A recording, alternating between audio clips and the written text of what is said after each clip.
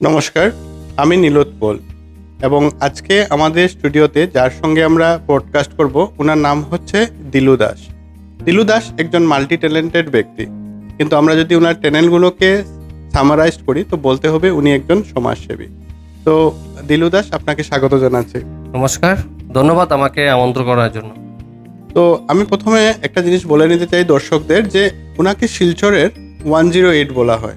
তো আমি প্রথমে আপনাকে জিজ্ঞেস করতে চাইবো যে 108 একটা ট্যাগ লেগেছে আপনাকে, যাতে ইমার্জেন্সি সার্ভিসে আপনাকে পাওয়া যায়। তো কিভাবে ইমার্জেন্সি সার্ভিসে আপনাকে পাওয়া যায়? মেইনলি গত করোনার সময় যেহেতু আমি একটা প্রাইভেট হসপিটালে জব করতাম, আমি ওটি টেকনিশিয়ান, এবং সাথে সাথে আমি যুবদর্পণ উইকলি নিউজ পেপার ডিজিটাল মিডিয়ার সম্পাদক। তাই আমাদের করোনার সময় অনেকেই ভয়ে ঘরে গৃহবন্দী ছিলেন, কিন্তু আমরা যেহেতু স্বাস্থ্যকর্মী এবং আমাদের এই বিষয়ে সচেতন ছিলাম যে কীভাবে নিজেকে সুরক্ষিত রাখতে লাগে এবং অন্যকেও কীভাবে সুরক্ষিত রাখার জন্য বলা হয়, মানে গভর্নমেন্ট থেকে যে নীতি নির্দেশ ছিল, এই হিসাবে আমরা ঘর থেকে বের হয়েছিলাম মানুষের প্রয়োজনে। কারোর মেডিসিন, কেউর অ্যাম্বুলেন্স, কারোর খাওয়ার জিনিসের প্রয়োজন ছিল। তাই ওই সময় আমরা বের হতে পারতাম, কারপুরতে বের হতে পারতাম। ওটাই আমাদের প্লাস পয়েন্ট ছিল, যেহেতু আমি স্বাস্থ্যকর্মীর সঙ্গে সাংবাদিক।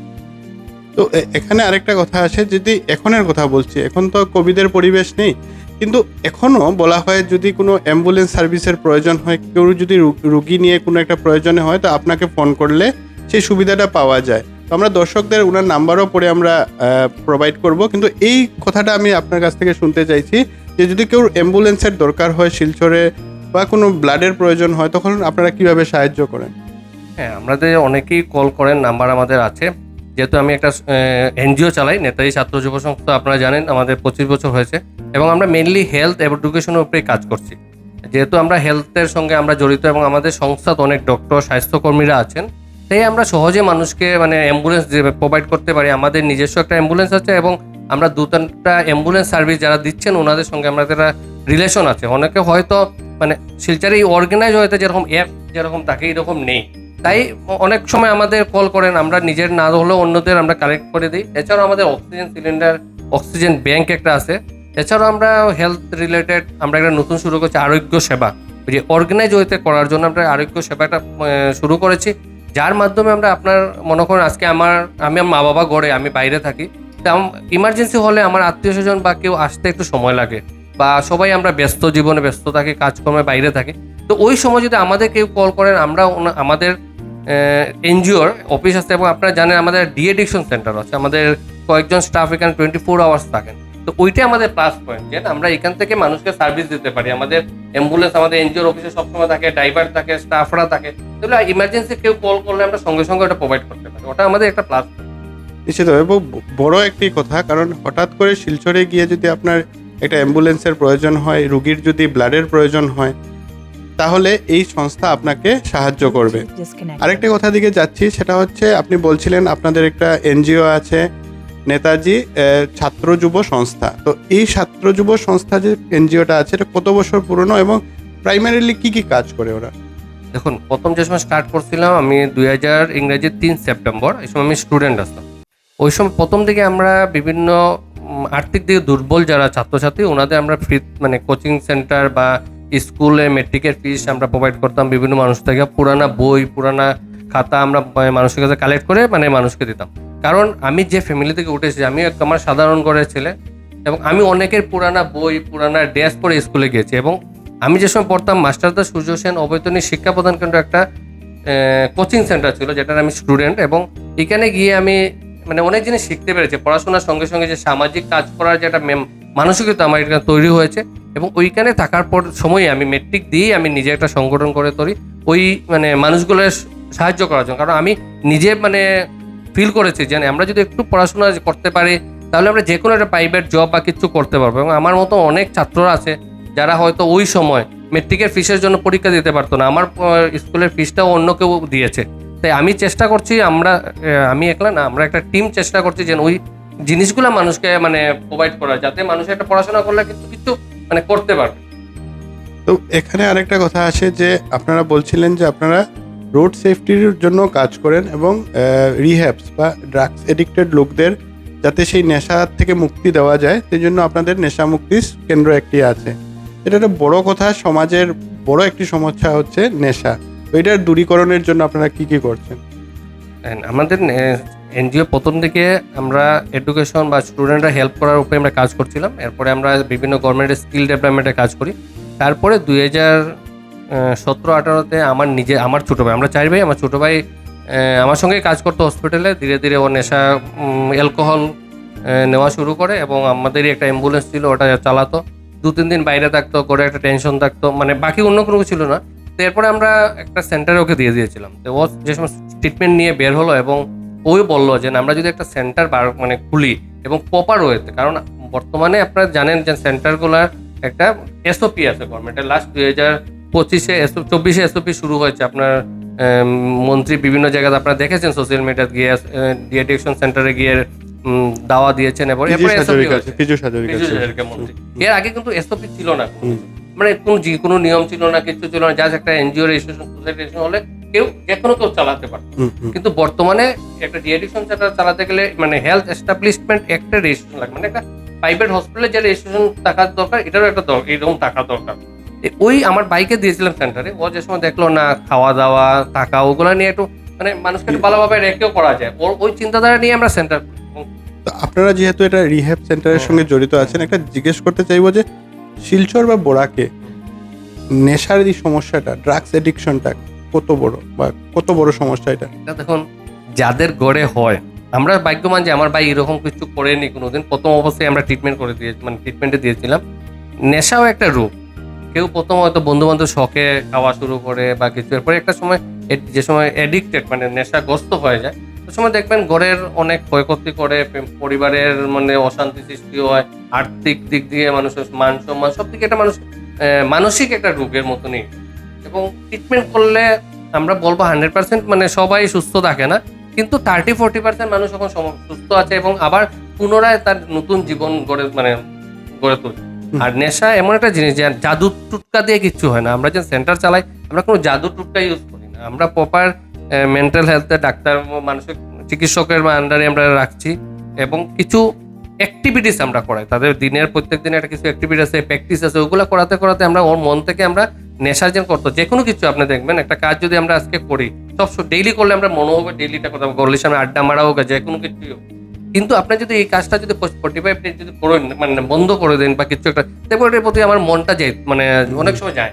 ওই জিনিসগুলোই টেকনিক, আর কিছু না। মানে মেইন হচ্ছে কাউন্সিলিংটা মেইন এবং পরিবারের সাপোর্টটা মেইন।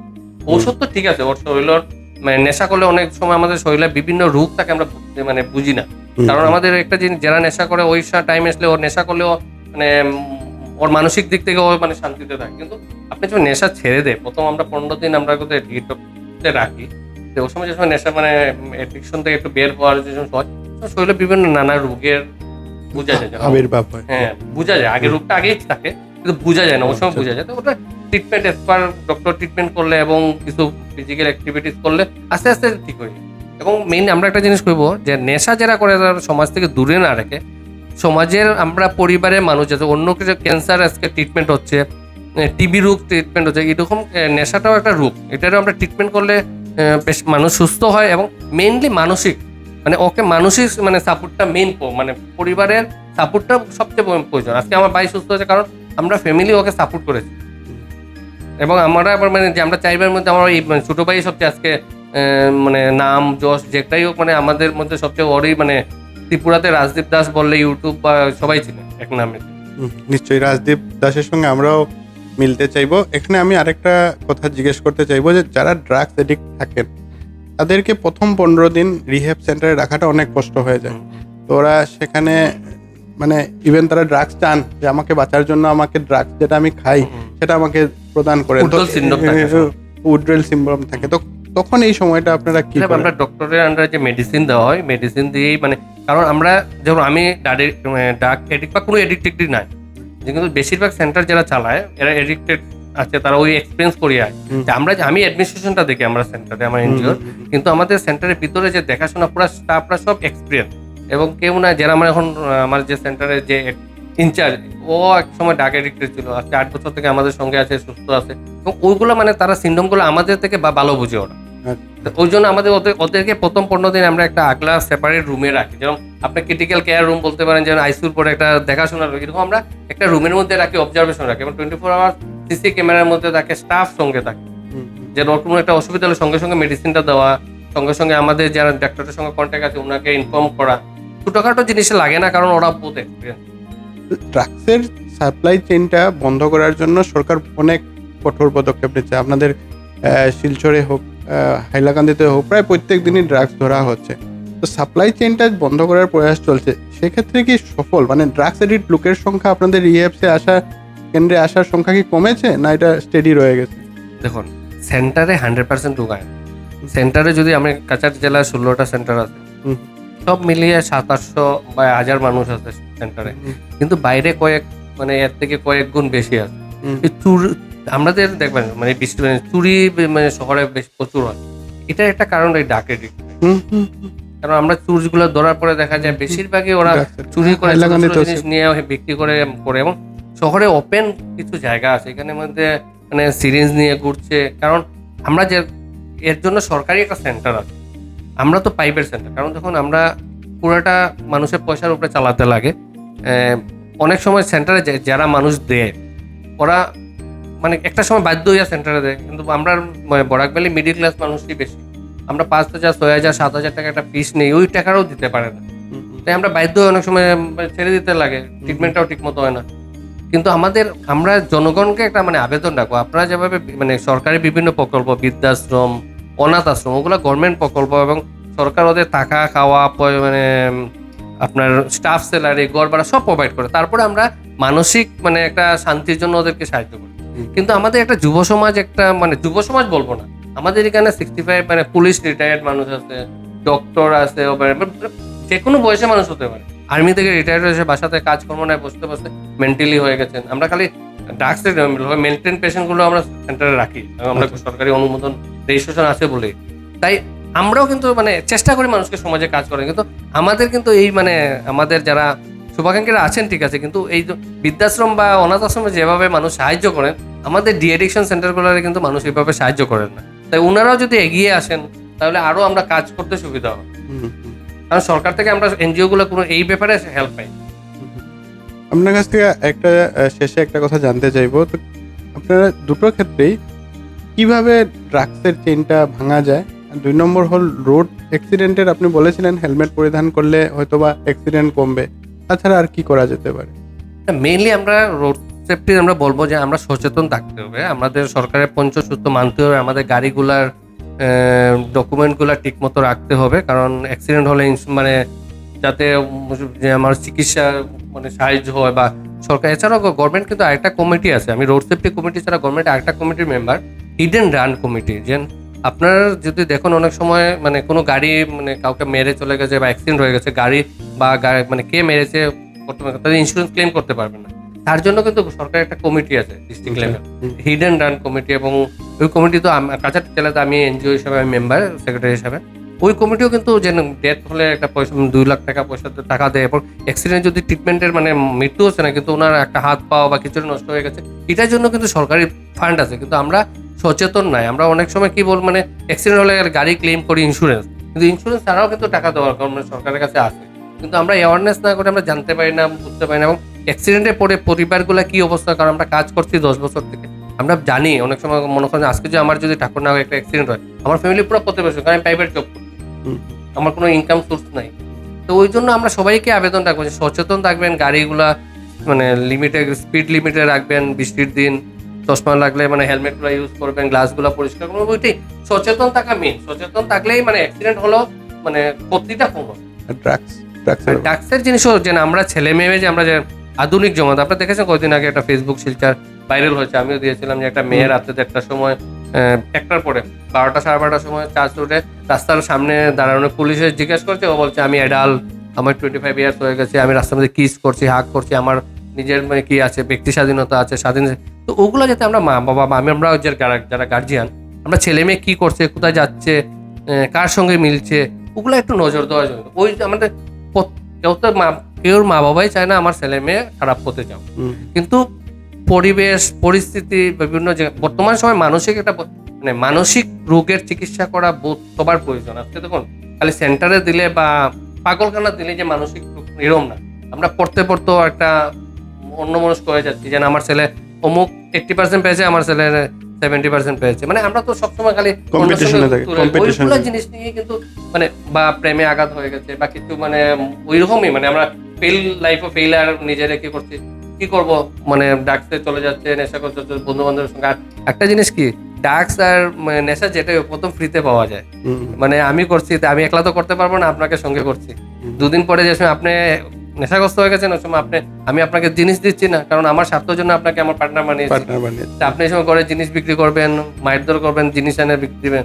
তো ওই জন্য প্রথম থেকেই কিন্তু আমাদের মানে একটু সচেতন থাকা উচিত।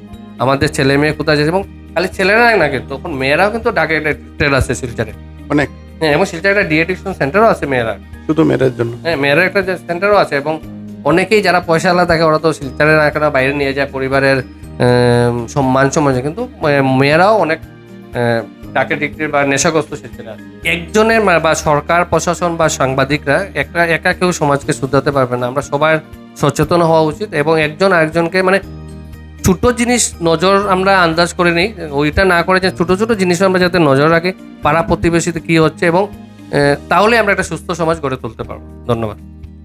ধন্যবাদ। এত সময় আমাদের সঙ্গে ছিলেন দিল্লু দাস শিলচরের, এবং ওনার কাছ থেকে আমরা সমাজ কিভাবে নেশায় এক প্রকার নেশায় বুঝ যাচ্ছে সে বিষয়ে আমরা জানলাম। শিলচরের অনেক কথা জানলাম, প্লাস কোনো ইমার্জেন্সি হলে কিভাবে যোগাযোগ করতে হয় তাদের সংস্থার সঙ্গে, সে কথা বিষয়ে আমরা অবগত হলাম। আজকে এখানেই শেষ করছি। নমস্কার।